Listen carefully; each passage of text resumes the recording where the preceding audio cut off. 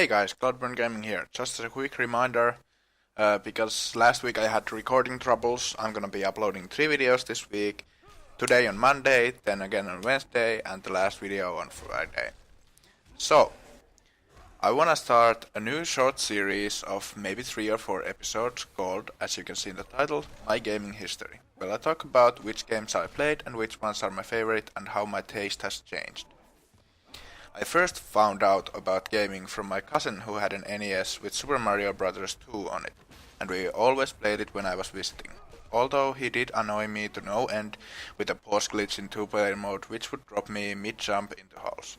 But that's where my gaming passion started. Then of course there were the few learning games we played in school, not to mention all the times we played flash games, all computer class and the teacher got mad.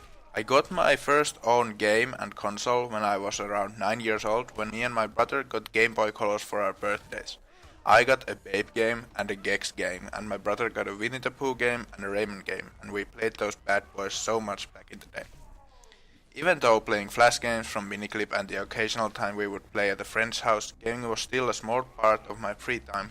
That is, until we got a PlayStation 2 for Christmas with Ratchet & Clank 1 on it. And that rocketed gaming to my most time-consuming and fun hobby.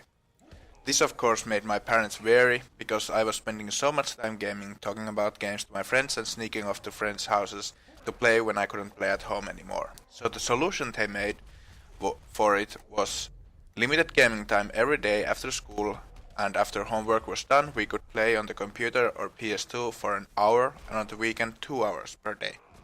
This of course infuriated me and started about 9001 arguments, because realistically, not being that great at gaming, I couldn't get that much done in an hour's time.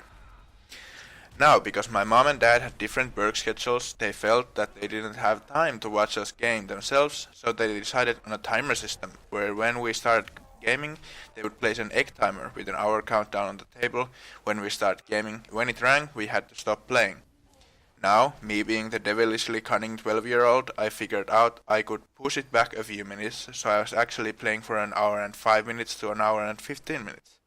And of course, I started getting caught when I did it so much that each session started taking about an hour and a half to 2 hours, and this resulted in me losing game time for the next day. Since that prolonging system didn't work, I started just playing whenever I could when my parents weren't home, and then claiming I was just watching TV or doing homework when they got home, so I still had gaming time left.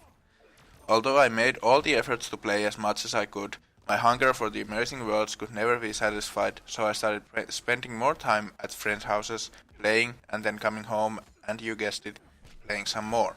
Looking back at all this, I now see I was going down a bad path for a young kid to be on, but I can also see all the upsides, like me, right here doing this commentary. Would have never happened if it wasn't for my gaming background. As corny as it sounds, gaming has taught me a ton of things, the biggest being my English skills. I've learned collectively more English from media than I ever did at school, and I was always an A student in English. Now this playing on the PS2 phase was nothing compared to me playing computer games like World of Warcraft, League of Legends and Modern Warfare 2 during my middle school years. Especially World of Warcraft with its 30-day game time cards and addicting gameplay with friends hooked me even more in gaming in general. During middle school I still played on the PS2 a lot and some more, but my gaming passion was shifting to the computer. But not having a good computer kept holding me back, so I could spend almost all of my free time at a friend's house watching him play World of Warcraft with his sister, and sometimes even getting to create my own character and bouncing around, not knowing how to play. But then the greatest thing to my young mind happened. I got through to my parents and they got us a better computer that could barely run WoW, and I was immediately hooked on it. This dominated my gaming for more than a year, having the best time playing WoW, watching my friends play WoW, talking about WoW, arguing with my parents about playing too much. Now after playing almost solely World of Warcraft with some new PS2 games on the side, starting to use the internet more and more and finding out more stuff about gaming, I started frequenting this fun website with a lot of funny videos. Can you guess what it is? And then we moved and sold our piece of shit computer and bought a laptop that could not run pretty much anything, until I found out about Minecraft, and to no one's surprise I was immediately hooked on this new creative playground where I could make anything and everything.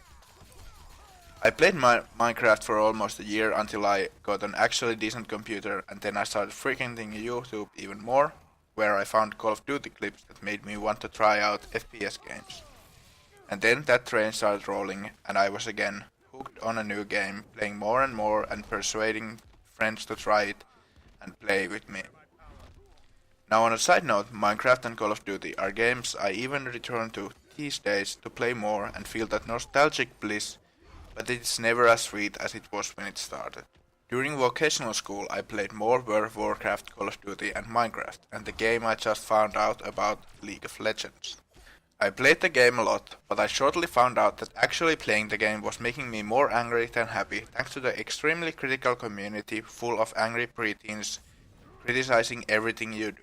The game rewards way more when you actually succeed in stuff, but the backlash you get from your teammates when you mess up was too much for me. Now, this has been more of a prelude episode, and in the next episode I'll be talking more about my PS2 gaming and my favorite games on that console. And after that I'll be talking about other types of gaming, like my PSP, playing Wii with friends and stuff like that. And the last episode will be sort of a wrapping up episode talking about maybe all the things I've learned in gaming and stuff like that. And of course about the games I played today. So, with that in mind, see you later.